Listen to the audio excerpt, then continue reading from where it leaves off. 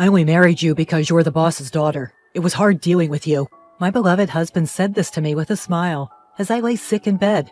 The scarves and gloves I knit for him, all discarded as worthless. My husband outright expressing that he's done with me. Disappointed in him, I needed to hit him back with reality, to show him that he's been far wrong if he had thought everything was going his way. When he realizes, I wonder what face he'll make. Just thinking about it made me chuckle. This is a story of Chelsea Taylor.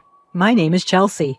I have been married to my husband Jack for 5 years. Although we don't have any children, we've been living happily together. Jack was a workaholic, often away from home, and there were times when I felt lonely. But understanding that it was for our living, and his dedication to make time for us on his days off, made the loneliness bearable.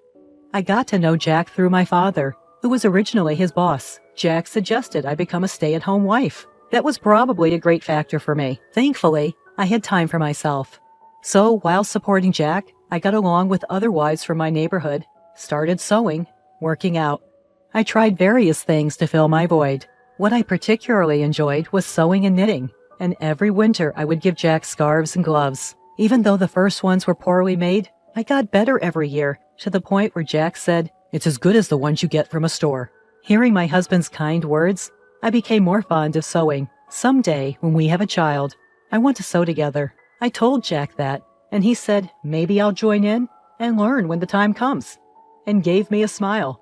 Of course, I never cut corners in my support for my husband, doing housework and other chores, and prioritizing spending time together on his days off. Thanks to my husband's high salary, I must have seemed to lead quite a privileged life from an outsider's perspective. I myself had no complaints about such a life, vaguely thinking that I would continue to live quietly with my kind husband and our future child. However, the first hint of a shadow over this peaceful living creeped up about 2 years ago. I was waiting for my husband to come home as usual when I suddenly felt dizzy and fell. My husband, who had just returned from work, took me to the hospital. When I woke up, I found myself in the hospital bed. According to the conversation between my husband and the doctor, my symptoms weren't light and seemed to be something I'd have to deal with for life. Fortunately, it didn't mean an immediate threat to my life, but it could happen again. Under this circumstance, I was recommended to stay in the hospital until my body recovered somewhat fully. Seeing me get anxious, my husband said, "Seems like you'll be hospitalized for long, but it's all right. I'll come to see you whenever I have time off from work. So let's get through this together." With him holding my hand and saying these words, I felt my anxiety lighten, and with my supportive husband on my side, I believed everything would be all right, even though I had no grounds for such a belief. Since then, my husband visited me almost daily as he promised. He would hold my hand and ask me how I'm doing. If I mentioned that my days at the hospital were boring, he would bring me my favorite sewing tools, and we would sew together and chat about trivial things that happened that day. Spending time teaching my clumsy husband how to sew was especially fun, and each time we did it, I was able to forget the boredom I felt in the hospital. However, such happy times only lasted about a year. After handing over the yearly tradition of a hand-knitted scarf, the frequency of my husband's visits lessened, and now it's good if he shows his face once every few weeks. At first, I thought my husband must be busy with work and continued my sewing, planning to give him the finished product the next time he came. According to the doctor, I was told that I would be discharged by the end of the year, so I thought I would give him some gloves then. I put all my feelings into making the gloves to make up for the time we had been apart. However, when my husband came to visit me after a long while, he looked at the gloves I handed him and coldly said, "You're still making these?"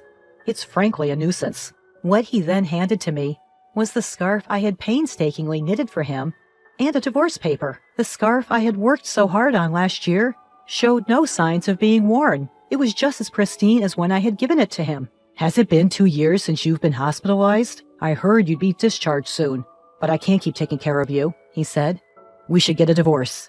I turned my gaze to the divorce papers upon hearing these words. Jack had already signed the papers. Seeing that, I thought, so it has come to this. To be honest, ever since he stopped visiting, I had considered this possibility multiple times. To brush off that thought, I even tried to convince myself that he was just busy with work, but the Jack I knew would never neglect me, no matter how busy he was. If his work really had gotten busier, he would have told me. I had a feeling things would turn out this way when he stopped showing up without any explanation. That's why I managed to ask him why he wanted a divorce without too much distress. I wasn't trying to cling to Jack. In fact, I knew I had probably become a burden to him, and if the kind Jack I knew said he wanted a divorce, then I guess I have no choice. But it was Jack who told me we'd get over this together, so I was somewhat curious as to why he had changed his mind. In response to my somewhat dazed question, Jack said, "Isn't it obvious? Ever since I married you, all I've had are troubles. I'm sick and tired of the scarves and gloves you give me every year. I only married you because you're the boss's daughter. How can I be expected to deal with you getting sick on top of everything else?" He laughed at me in a way that seemed to be making fun of me. He told me that he was tired of dealing with me, who had been innocently enjoying our life together. Every time I talked about happiness, love, or loneliness, it seems he thought I was a fool for it. Who can even wear a handmade scarf without feeling embarrassed nowadays?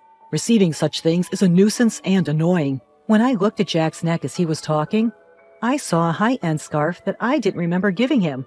Certainly, when compared to the scarf I made, it was of superior quality, and there was no need to compare which was better. I wonder if he's never used any of the items I've given him till now. He must have been irritated by them all along, and I just wasn't aware. After I was hospitalized, my father retired soon after and was no longer at the company. Hence, he didn't have to be considerate towards me anymore, and if his wife was ill, it would provide a convenient excuse at work.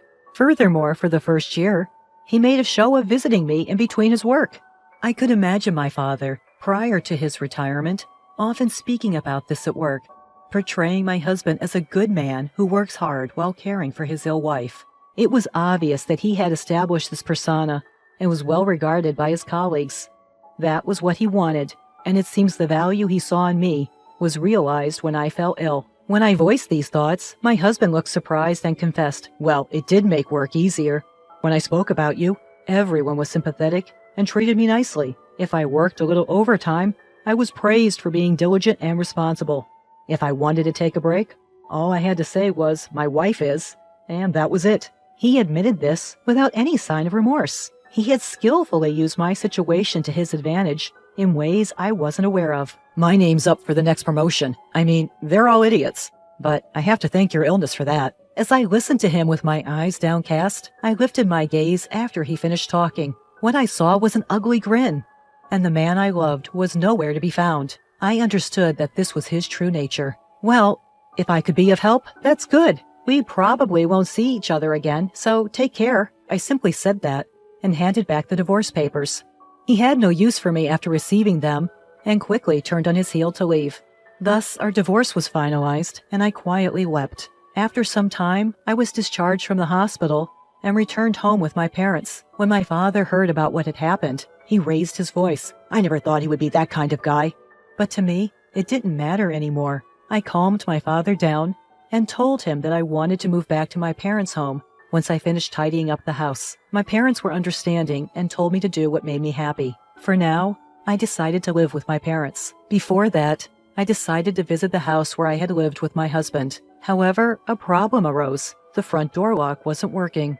Confused, my parents and I looked at each other and decided to ring the doorbell, only to be greeted by a stranger. In my bewilderment, I asked him about the situation, and he said he had bought the house a little while ago. It seemed he had been living there for a few months already, and appeared to be happily living with his wife and child. My parents' anger only grew with this revelation, but I chose not to disturb the new family, bowed my head, and quietly left.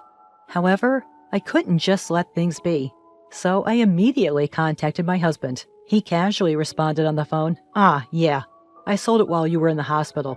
I'm keeping the sales money as compensation. It was my house to begin with, so you have no complaint, right?" I couldn't help but let out a sigh at his nonchalant words. I wished he had told me sooner. From what I gathered from the new owner, the house had been sold quite a while ago. My husband probably put it up for sale about a year ago, around the time he stopped showing up. Even if he intended to divorce me at that point, selling the house without any discussion was just outrageous. I had already learned about my husband's true nature, but this was beyond belief. Our divorce had already been finalized with the submission of our signed divorce papers. However, since I was in the hospital, we had agreed to discuss compensation and asset division after my discharge. We had planned a meeting for next week, but my husband had taken an action on his own, which was just unbelievable. What was even more troubling was that my husband didn't seem to think he had done anything wrong. That's why I told him calmly over the phone, "You really don't know anything, do you?" "Huh? What do you mean?" he asked, sounding puzzled, to which I responded, "I'll explain in detail next week." And then I hung up. I smiled at my worried parents and told my father I had a favor to ask. I shared my thoughts with him and asked him to prepare for what was to come. "I see. I got it. I'll prepare the necessary documents. The discussion is next week, so there's not much time, but we'll manage somehow," he said, offering a slightly troubled smile. As a father, he probably feels some guilt for recommending my husband to me. His anger at my husband seemed to fuel him to do whatever he could. I thanked my father and waited for the day of our discussion. Imagining my husband's face at that time brought a smile to my face for the first time in a while. With my father's help, I prepared for the meeting. The place we chose for our discussion was at my family's home. My parents and I sat in a line, with my husband sitting alone across from us.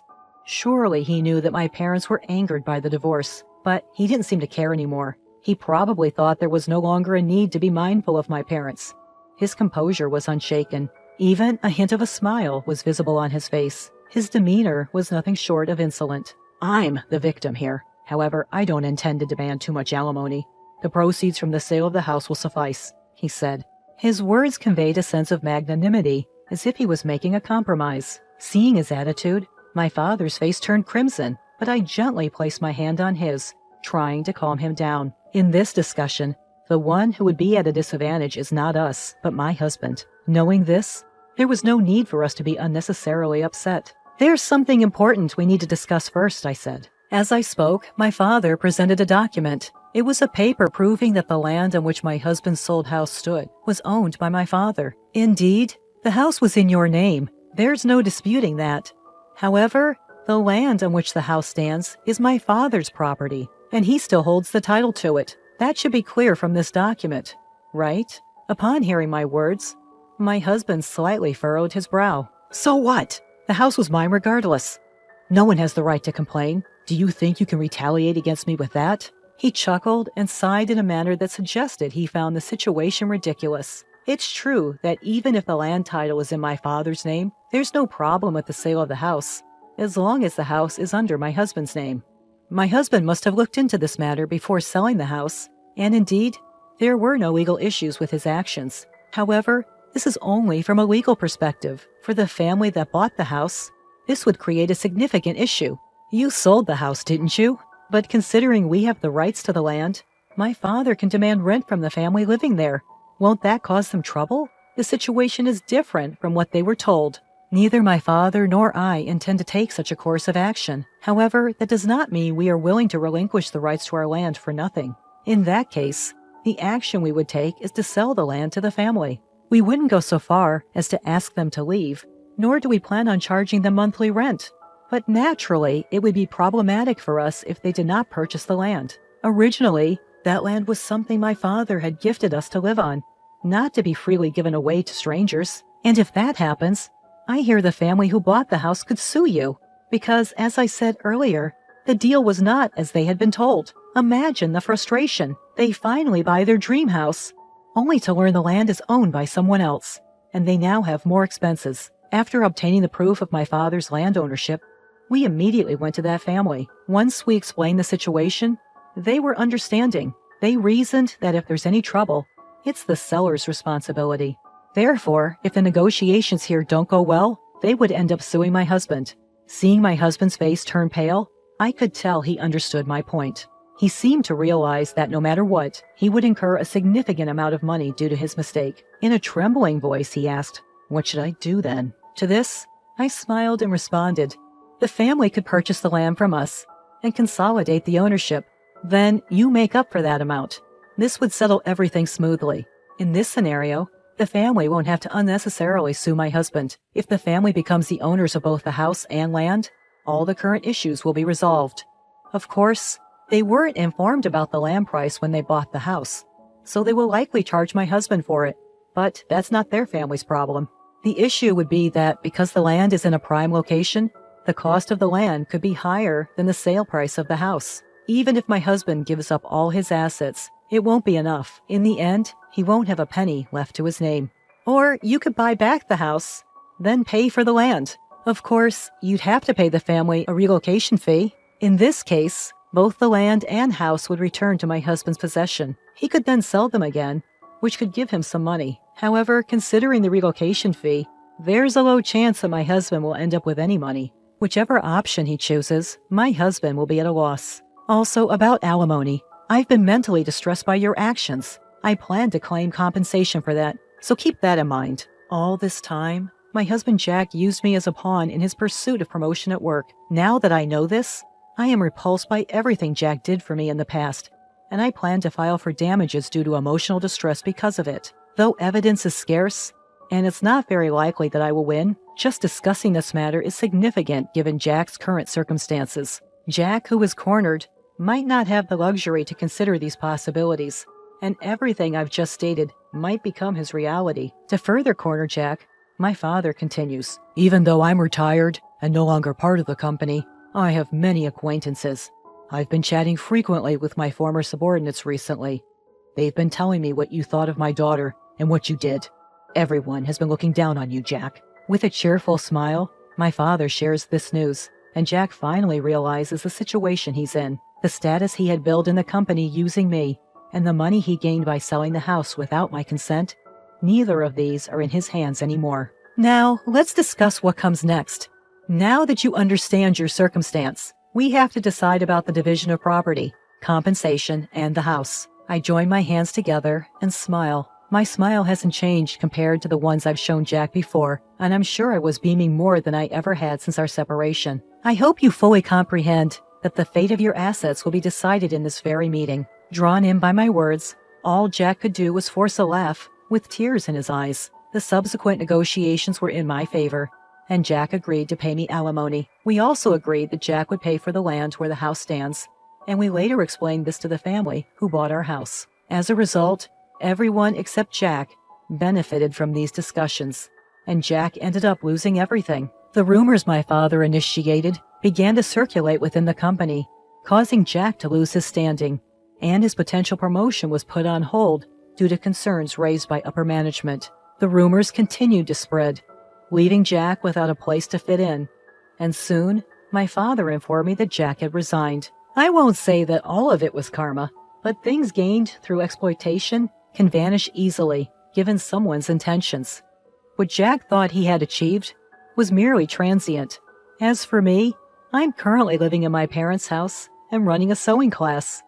I can't say that my classes are jam-packed, but I've been able to earn a decent income thanks to attendees like my neighborhood wives and kids. While I couldn't make it happen with my own children like I once told Jack, but I've now realized that sharing the things I love with others indeed brings me happiness.